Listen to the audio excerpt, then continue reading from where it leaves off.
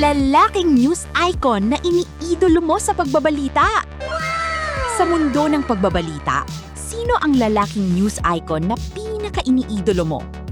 Sa larawang ito, 4 sa mga kilalang mukha sa Philippine news ang tampok. Sina Julius Babao, Emil Sumangil, Noli De Castro at Ivan Mayrina.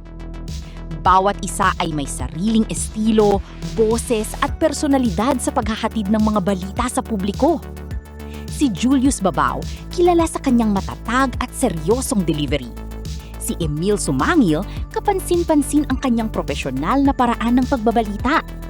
Si Noli De Castro, isang veteranong broadcast journalist na matagal nang pamilyar sa mga Pilipino. At si Ivan Mayrina na patuloy ding kinikilala sa kanyang trabaho bilang news anchor. Pero sa 4 na ito, sino ang news icon na pinakagusto mong pakinggan at pinaka-inaabangan sa pagbabalita?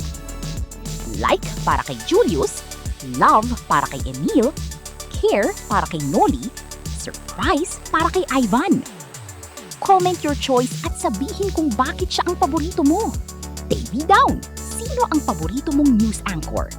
Julius, Emil, Noli, Ivan?